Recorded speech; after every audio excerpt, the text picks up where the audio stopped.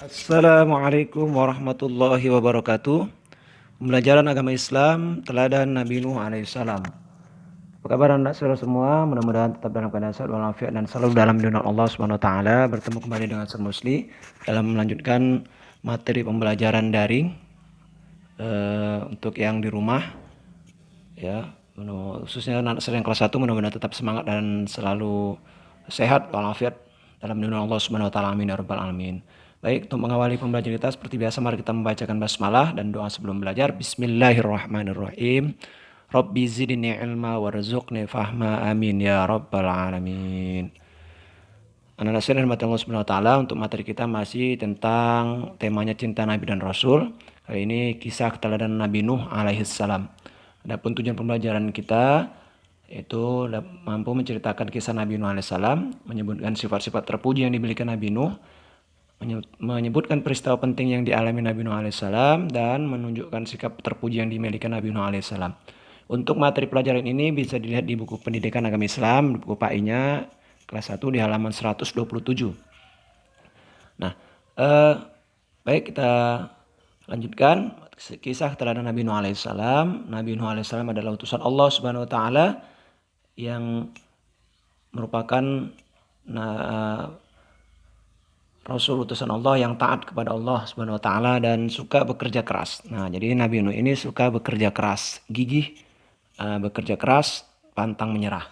Nah, setelah Nabi Idris alaihissalam meninggal dunia, Allah mengutus Nabi Nuh alaihissalam dan memberikan wahyu kenabian kepadanya. Ketika Nabi Nuh datang kepada umatnya, mereka masih menyembah patung, berhala, juga berperilaku tercela dan zalim. Ketika Nabi Nuh mengajak umatnya untuk menyembah Allah, mereka menolak bahkan menghina. Mereka berusaha menggagalkan dakwah dan ajakan Nabi Nuh alaihissalam. Namun Nabi Nuh alaihissalam tetap sabar dan terus berdakwah, mengajak umatnya untuk menyembah Allah. 950 tahun lamanya beliau berdakwah, hanya sedikit orang yang mau mengikuti ajakan dan juga dakwah Nabi Nuh alaihissalam. Hati dan pikiran umatnya telah tertutup rapat. Tidak ada lagi harapan untuk umatnya beriman.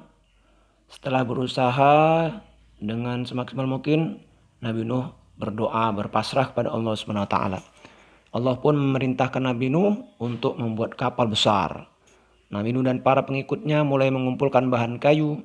Mereka bekerja dengan tekun. Ketika sedang membuat kapal, umat Nabi Nuh yang tidak mau beriman selalu mengejek dan menuduhnya gila. Ya. Nah, kemudian setelah kabar berita itu selesai, setelah kapal besar itu selesai dibuat, Nabi Nuh dan para pengikutnya, Nabi Nuh menerima wahyu dari Allah untuk bersiap-siap menyambut banjir dan memerintahkan kepada Nabi Nuh untuk mengangkut sepasang dari setiap jenis hewan untuk dimasukkan ke dalam kapal yang telah dibuat. Banjir besar pun datang. Nabi Nuh mengajak umatnya menaiki kapal, namun sebagai umatnya tetap menolak. Mereka lebih memilih menaiki gunung yang tinggi. Mereka berpikir akan selamat dari banjir yang besar tersebut. Banjir pun mencapai puncak bukit dan gunung. Maka berlayarlah kapal Nabi Nuh dan para pengikutnya. Akhirnya selamat. Orang-orang yang tidak mau beriman kepada Allah termasuk anaknya yang bernama Kan'an akhirnya ditenggelamkan bersama banjir. Setelah beberapa lama banjir pun surut, Nabi Nuh dan para pengikutnya turun dari kapal. Mereka tidak lupa mengucapkan syukur atas pertolongan yang diberikan Allah Subhanahu wa taala. Keteladanan yang patut kita tiru dari Nabi Nuh alaihissalam adalah ketegasan, kesabaran dan keteguhannya. Ya, kegigihannya, keteguhannya membimbing umat manusia menuju jalan yang benar. Alhamdulillah. Nah, dari materi penjelasan tadi dapat kita ulangi kembali di buku PAI-nya ya, yang ada di halaman 127. Nah, berikutnya mari sama-sama kita menyaksikan video tentang kisah Nabi Nuh berikut ini.